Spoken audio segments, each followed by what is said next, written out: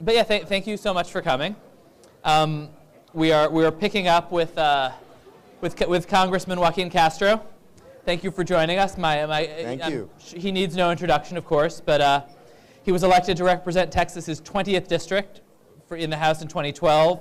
A veteran of the Texas legislature, the craziest body of elected officials in possibly the world.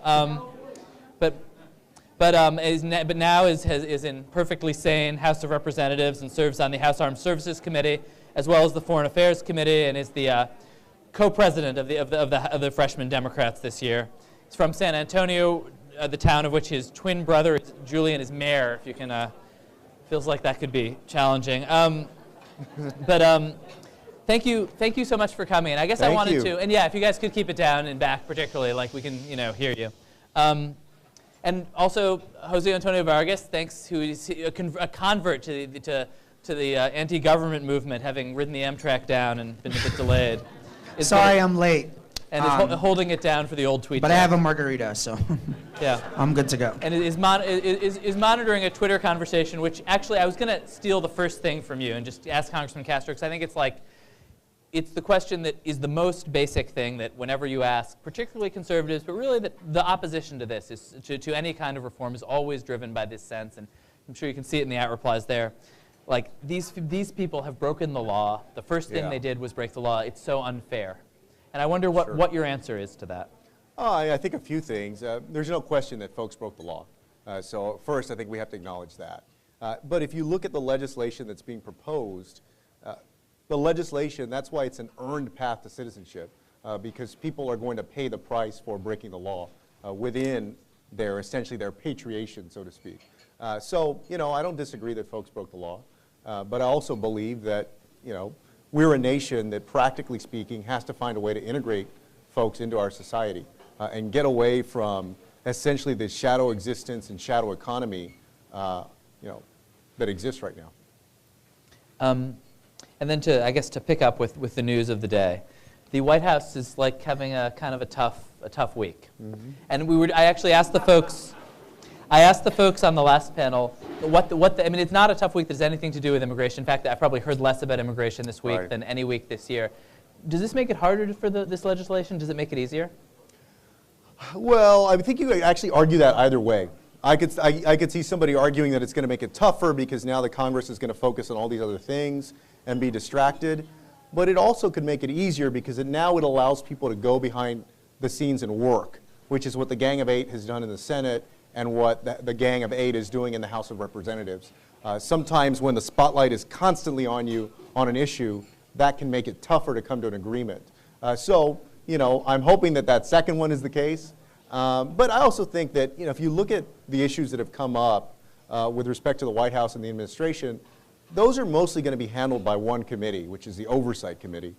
So there's plenty of work in Congress. We're getting ready to do the NDAA reauthorization in the Armed Services Committee. So there's plenty of work to go around for other committees. You think even if Darrell Issa is distracted, immigration has a chance? I think so, yeah. It might help if he's distracted, actually. I think there's a lot of conversation, I think, about, and as I began this with kind of, Republican places where Republicans are going to freak out, where conservatives are going to jump off board on this, and how to bring them on board. I was interested in for Democrats approaching this, and as Republicans try to craft a compromise, where you see it potentially becoming a problem on the left with labor, with Latino groups, and with you as a legislator, where are there poison pills you worry about? Sure. I think Democrats aren't going to just agree to anything. And so, for example, we've been clear that we would like to see a path to citizenship, which is included in the Senate proposal, and by all accounts looks like it will be included in the House proposal.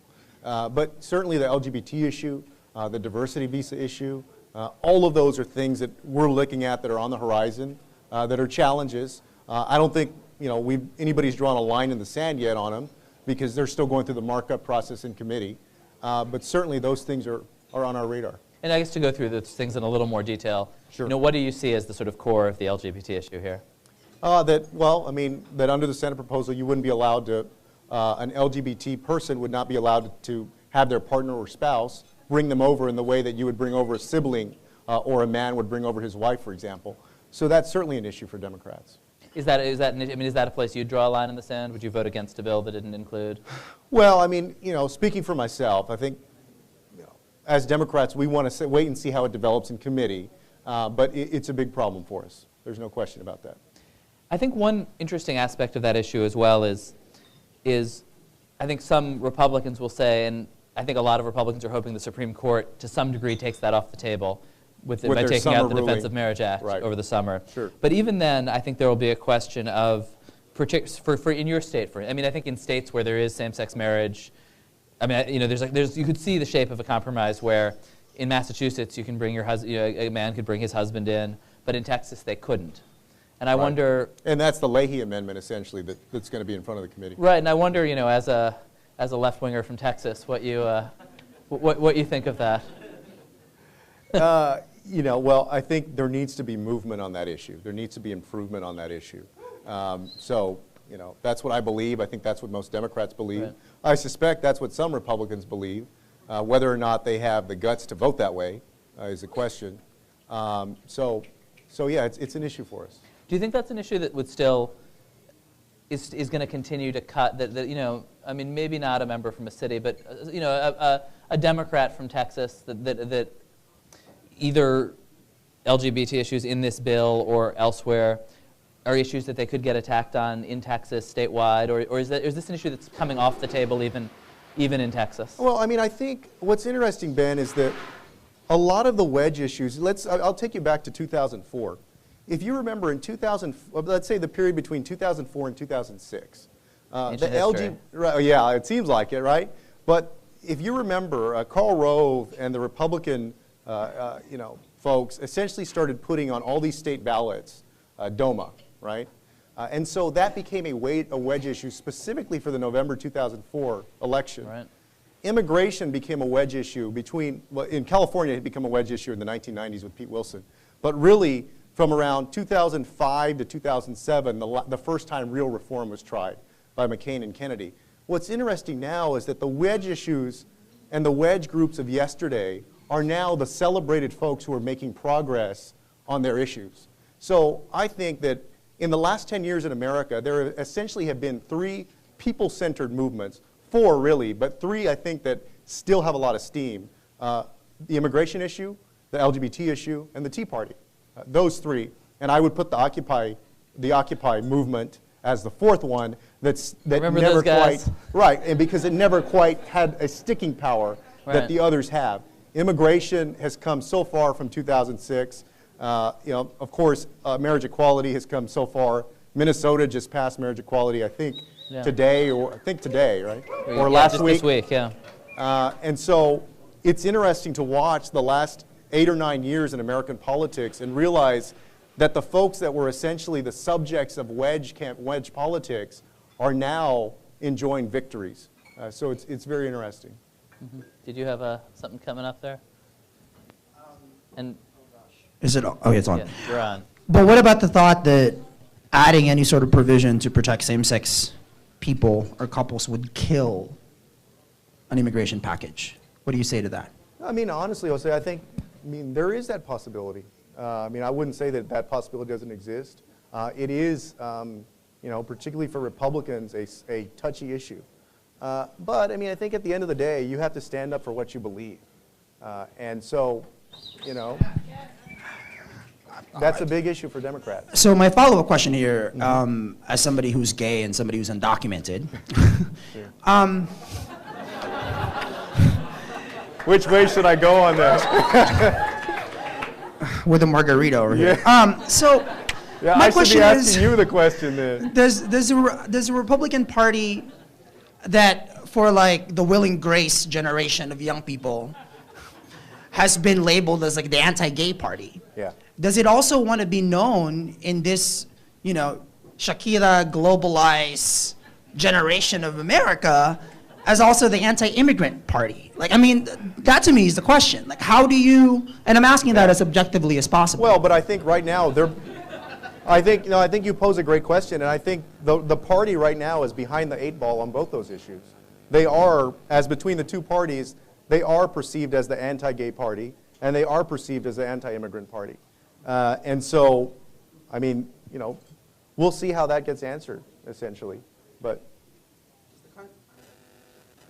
oh shoot! Because the last thing about this is the country is only going to get gayer.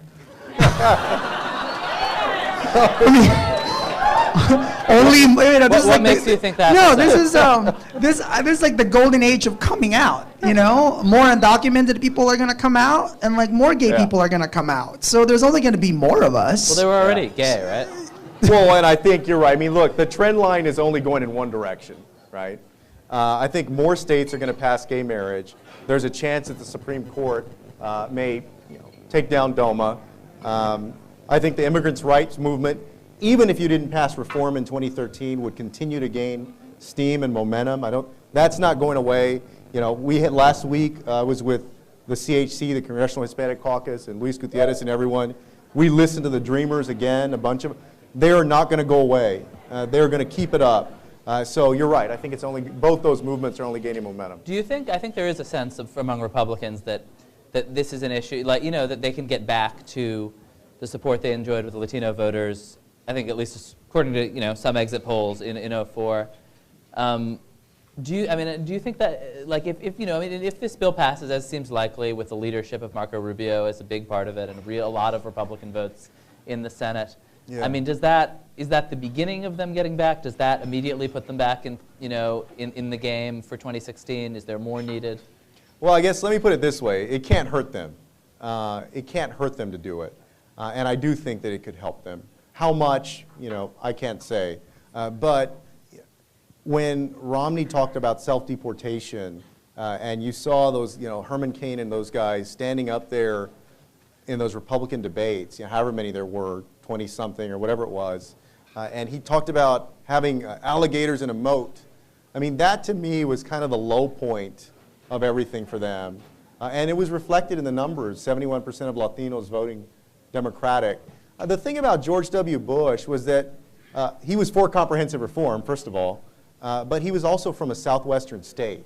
He was from Texas, and he had a relationship with the Hispanic community in Texas as governor before he ran for president. So I think that gave him a kind of credibility that somebody like Mitt Romney was never going to have. Right. And so I don't know that you can replicate that as easily. Jeb Bush, I think, would have a chance if he decides to run and he can win the Republican nomination. But I don't know that you could pick a Mike Huckabee or somebody else and that they would have the same success. Marco Rubio? Yeah, he could. I mean, I commend him on his work. On this Gang of Eight. Yeah. Do you think, I guess one of the issues that when we were sort of back on the questions of where your third rail is, one of the things we were talking about yesterday actually, was the question of, I think there are constituencies, I think there's a big, broad constituency for folks who are here illegally now. And I think there's also a lot of talk, everybody talks about bringing in more high-tech visas, right. Engineers from South Asia and elsewhere. And I think, and on the Hill this week, and in the Democratic caucus, there was a fight over diversity visas. And everybody, there's a sense like, will there be space for African immigrants in particular? And I wonder how you see that playing out and what your view is on it. I think that's another issue that has to get resolved. Essentially, right now under law, there are about 50,000 diversity visas for folks to come into there's thousands of diversity visas for countries that send less than 50,000 people to the United States annually, right? So because of that, you have a lot of folks from Asia, from the African nations, from Eastern Europe, who send folks to the United States in that way. And that visa is done away with, essentially, in the Senate proposal. That's another issue that's on the Democratic radar and is of concern. Do you think there ought to be a diversity visa for, unskilled people from around the world, or should we just be focusing on, PhD engineers? No, I think it should be a diverse range of folks. And I think, if you change the name of something, there should still be an outlet for folks to be able to come to the country. And so I think you're going to see the Senate work on that, Democrats in the Senate work on it, and hopefully the issue will be resolved by the time it comes to the House. I guess I had a question about House Republicans who are really at the core of this, and obviously you may not be inside their heads, but I was pretty surprised today to see that. Well, actually, I was a little surprised. We would have loved to have you have a screaming match here with a conservative member of Congress. But these guys are not eager, and I understand they might have been scared off by the ultra-liberal Koch Institute, but I was a little surprised just at how shy they are. I mean, I thought Steve King had a press conference today, and five members showed up. Like, what's your read on that caucus, and whether do they want a deal? Do they want to vote no On immigration? Yeah. I think there's three groups of people. There are folks who ideologically, as you started out the presentation, folks who just think, look, these people broke the law. We're not going to give them amnesty. We're not going to give them any path to citizenship. They'll be lucky if we allow them to stay here in some capacity. And then there are folks who, in the Republican caucus, who I think want to be for comprehensive reform, but are essentially squeezed between what they want to do and what they think they can get away with in their primary. Because of redistricting in the states, because of gerrymandering, they really are scared of being primaried. And then there's a third group, a smaller group, I think, that would essentially support comprehensive reform.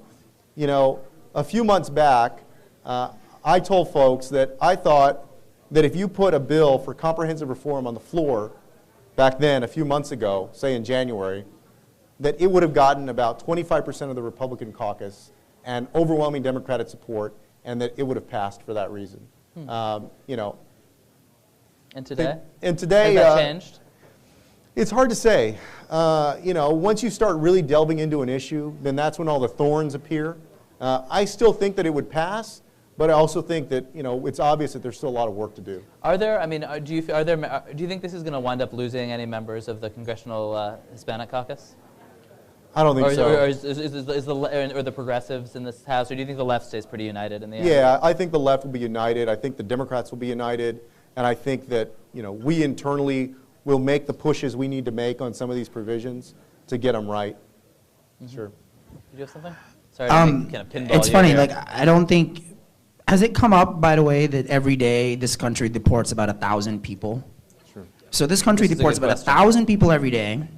And I have a question here from Twitter asking, what does Congressman Castro think of Rubio's belief that the status quo, 400,000 people deported every year, more than any other president in the history of this country, is de facto amnesty? Like, how does somebody like Marco Rubio, who talks about amnesty, where does the fact that we're deporting all these people, where does that fit into that equation? Or into your own views? Well, I mean, I don't want to answer for the senator. I think, Oh, come on. Yeah. I got to answer for him and for me. He said you could. Yeah. I think that's what makes it imperative. The fact that you have that high rate of deportations makes it imperative that we pass an immigration reform bill as soon as we can, that we work on this and get it done. Because I do think that, a lot of those folks who are being deported are dreamers. Overwhelming number of them are people who came here to this country looking for a better life. Many of them have been here working productively. And so, we need to resolve it as a Congress. Do you think, as right now there's a debate happening here in Washington, do you think there ought to be should we stop deportations from happening right now since we're debating an immigration bill? Is it possible that we stop deporting people, mothers, daughters, fathers, and sons as this is happening? Some people are calling for that. Right. No, and you're right. Some people are calling for it. On this, I would agree with the president. You have to follow the law, but the best thing to do is to get a bill passed as soon as we can. And just, I guess, to follow on that, what do you think of Obama's ICE enforcement? I mean, is that a place where do you think he's fallen down, or do you think that's? What do you mean by falling down? I mean, a lot of Democrats think it's been too aggressive, that there have been too many deportations. I mean, I don't want to speak for Jose here. It's very hard to know what he really thinks, But no, I've heard him a few times speak on the subject. No, yes, I think that it's a very wretched issue when you're splitting up families, for example. That is a very gut-wrenching thing. In terms of the enforcement, we've seen cities like Los Angeles and cities in California, for example, make an issue about the collaboration between local governments and the federal government, right. And their misgivings about, that program. So I mean, there's no question that it's a tough, gut-wrenching issue. And can we make that? I mean, Can reform, or whatever we wind up calling this legislation, will that make it go away, or are we just going to have everybody who didn't quite make it under the wire, including Jose, just sort of defer the whole the deportation apparatus to people who got here after 2011, to people who, do we really solve it, or are we just kind of moving the problem around? Well, I don't know that you're going to solve it for eternity. There are a lot of issues in politics and in society that one generation in America is never going to solve for eternity. You know, we did immigration reform in 1986. Now we're looking at doing serious immigration reform again. There are other issues where it's the same thing. You know, we've done them in prior generations, and now we're dealing with them again.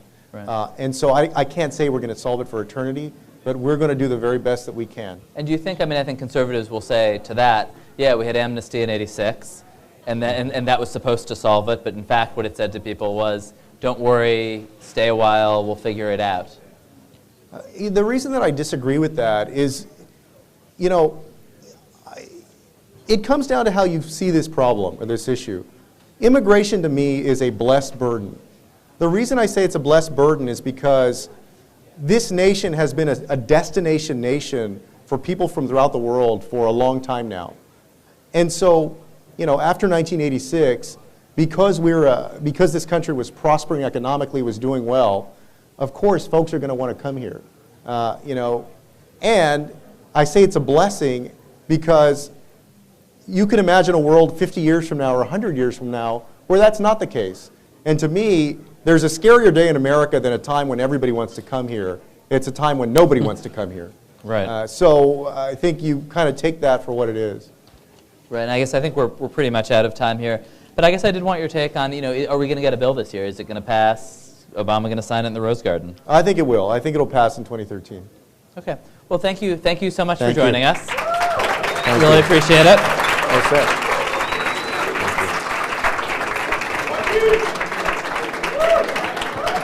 And I think we're Good questions. we better turn your mic off before we say that. Yeah. And I think we're going to resume with, are we resuming right away? Or yeah, and I think Governor Fortuño is in the house. It's a loud, drunk crowd. Thanks. Appreciate it. Yeah, good question.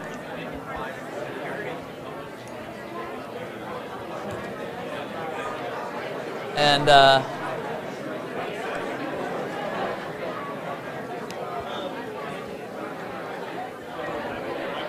yeah.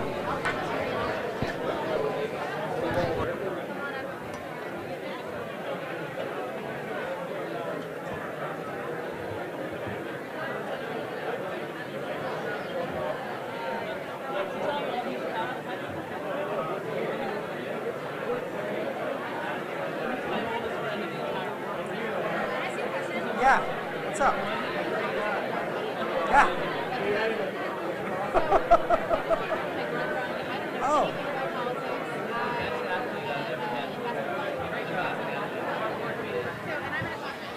A great fan of Puerto Rico. I've always had as an economist. Thank you guys for sticking around. It's a really good question. This is the last time I'll ask anybody to be quiet. Okay, fine. Soon you can just drink our free booze.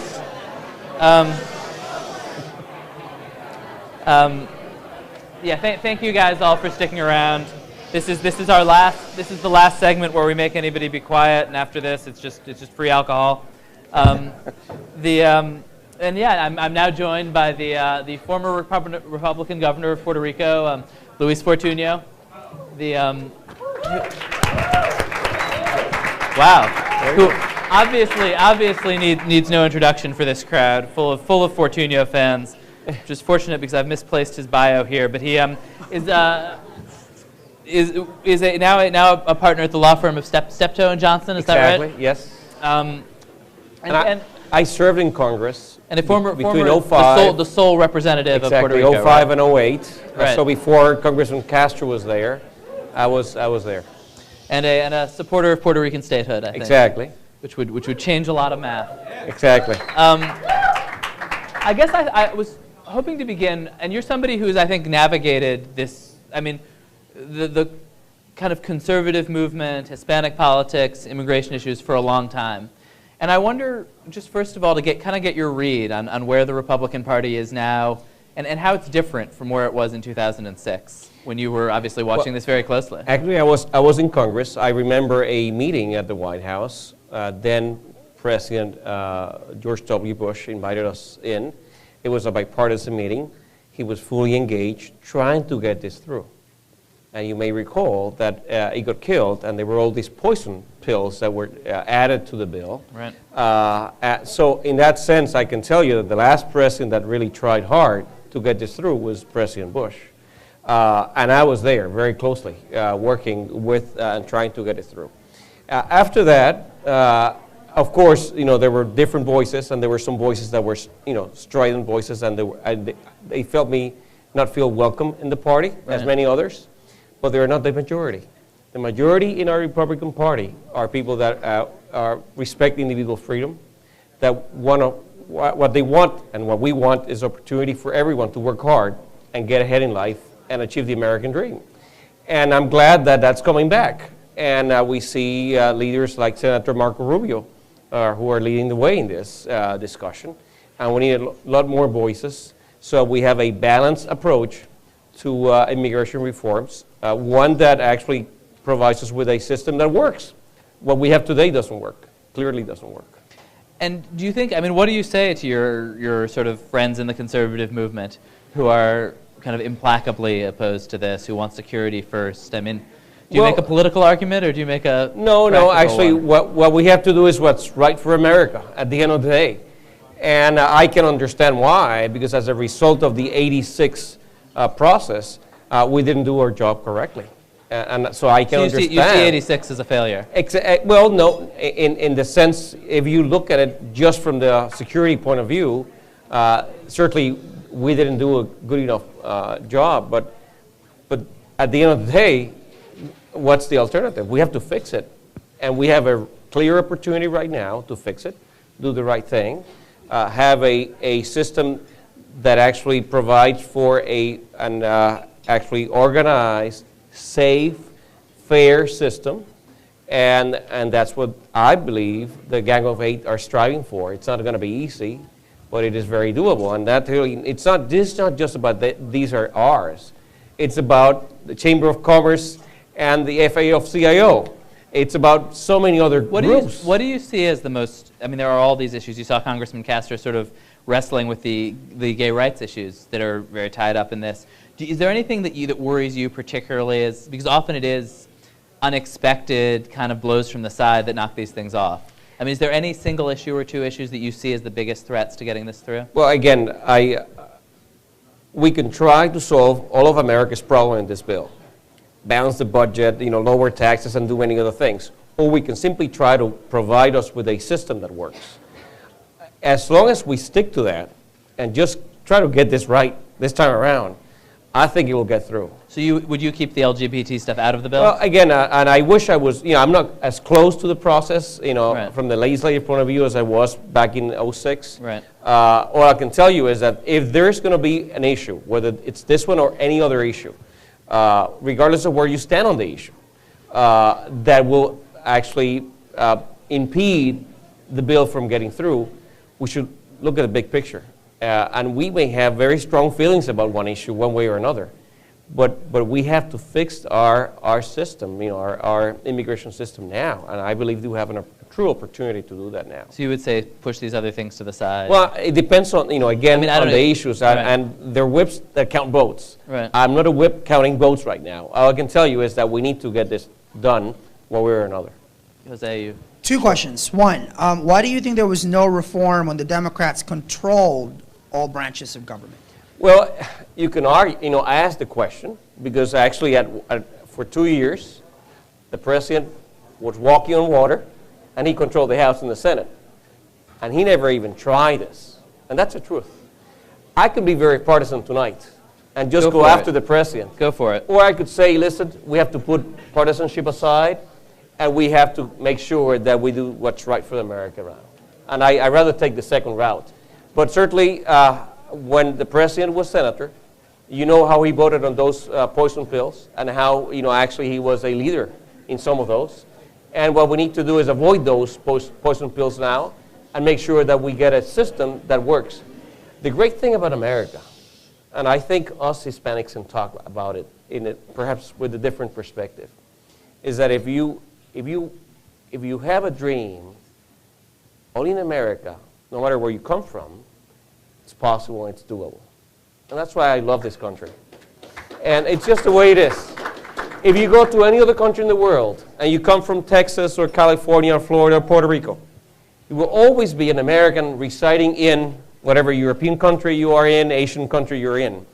Here, we're all Americans, regardless of the color of our skin, our creed, or our backgrounds. And that's the great thing about our country. So my follow-up question, and so I personally, somebody just asked me, came up here and asked me if I'm still undocumented, and yes, I still am undocumented. So I've done about 130 events in 30 states in 2 years, including Iowa, including Alabama. I've been to Alabama 4 times. So what do you say to Sessions and Grassley and Steve King and to all these Republicans that don't want to, it seems that all of this is a non-starter. It seems that everybody just wants to focus on the problem and actually not find a solution. What is your message to them? So there are going to be people both on the extreme right and the extreme left that will feel that I will always find an excuse not to do this. But at the end of the day, what politics is all about is just building coalitions to get through legislation to do the right thing for America. And so you're going to have people, that feel that we should have no one come in here, no one work here, because all those jobs have to be for those that have lived here for 100 years. Well, and there are others that feel that no, we should not allow anyone to come in because we have to protect the border first. Well, I think we can reach a balanced, point where we have a bill that is actually makes us safer. A fair society, a more competitive society. A society that actually attracts people is a society that is growing. There are countries that are not growing and no one wants to move them there. Right. I see very few people running away from America. They're all coming in and there's a reason for it. And we have to keep it that way and actually make it even stronger. I think one question that comes up, I'm sure, for you sometimes. You're the governor of Puerto Rico. You're a natural-born citizen of the United States, eligible for the presidency. What do you care? And why are Puerto Ricans engaged in this particularly? Well, first, as an American and as a Hispanic, I feel that we have to address this right away. And actually, you may say, we're natural-born citizens. What do we care? Actually, it's a competitive advantage. You're a Hispanic, but you're an American, so you can get the job that perhaps those that are not necessarily documented won't get. That's wrong. I mean, I believe in... Governor Fortuño is actually moderating our next... No, I believe in being, in... The Twitter thing is... Yeah, in competition. And I believe that's what makes, let the best qualified persons get the jobs. And that's why we are the greatest country in the world. And so in that sense, I also feel that whatever is an issue for a Hispanic in California or in Texas is an issue for me. And actually, I felt very compelled when I was in Congress. I felt I represented my own constituents, but I represented the rest of the Hispanic community as well, and I took it very seriously. But you're also an advocate of Puerto Rican statehood, and I think that's like one of the most interesting issues in American politics that doesn't get enough attention. I mean, is this a step toward Puerto Rican statehood for you, to get this done, to somehow get enough Hispanic Republicans back that Republicans could support it? I mean, is this part of a plot to get Puerto Rico into the Union? Not really. Although I strongly believe that after having been a part of this country for almost 120 years, yeah, and having fought in greater numbers than most states for the last 80 plus years in every single war, and proud of it, by the way, I feel very strongly that it's about time we address this issue as well. Right. And that's why I believe in statehood. And how do you sell that to your Republican friends who I think are think two more Hispanic senators and see 2 more Democrats? Well, let me tell you, and it's interesting.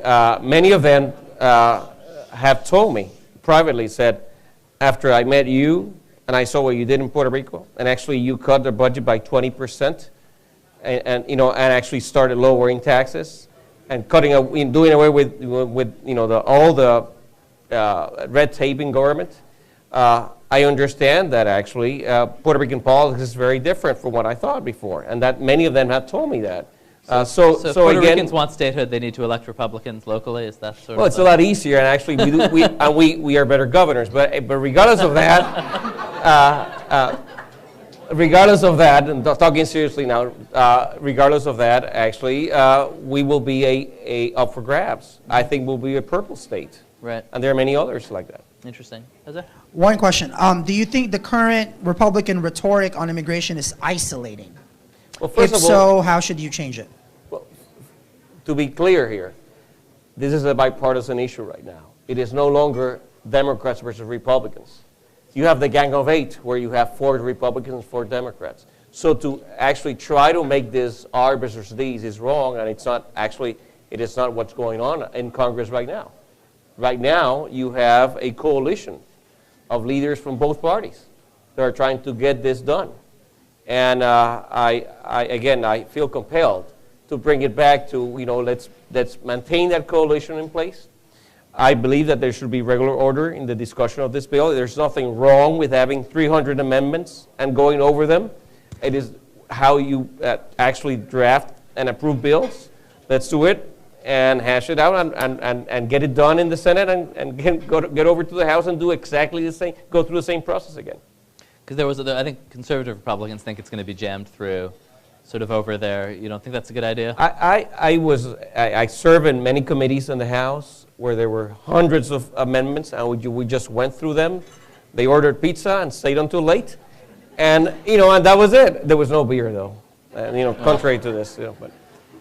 Yeah, Congress. I mean, yeah, I guess fair enough. I was interested in your take on like the current climate, and there's such a mess in the White House. I mean, the White House is more distracted this week than it's been probably at any moment this year, certainly from the immigration issue. We're hearing and reading less about it. Somebody on one of the previous panels said, the less, this is sort of like the more cover this issue has, the less people talk about it, the more likely it is to pass. Well, you could argue that. Do you have a sense of the effect of, I think this is going to be kind of a messy month, certainly, or two for the White House. I think more than 1 or 2. Yeah. It seems that way. And for those of us that had a natural distrust of government, when you read that government is going after AP and the reporters and getting all this information that should be privileged, when you read that the IRS is going after organizations because they defend freedom, you wonder why there are so many libertarians out there. And really, it's... Yeah, now you're just like pandering to your audience. Do you think in the politics of it, if this does pass, Obama signs it, I think, Mario Lopez from the Hispanic Republican group earlier was sort of saying, well, we'll paint him as a weak leader who was forced along. Is there any way that Obama just doesn't get total credit for this? I mean, I think a lot of Democrats say... I think Marco Rubio is going to get credit. I think Obama's going to... Everyone is going to get credit for it. But at the end of the day, what we want is a stronger country. And we'll be stronger if we get it right this time around. And that's what we want. And have you signed on to the Rubio campaign yet? Or so what's your... Well, I think he's doing a great job, but it's so early. And look at this. Marco Rubio has come out and has a leadership role in this. Yeah.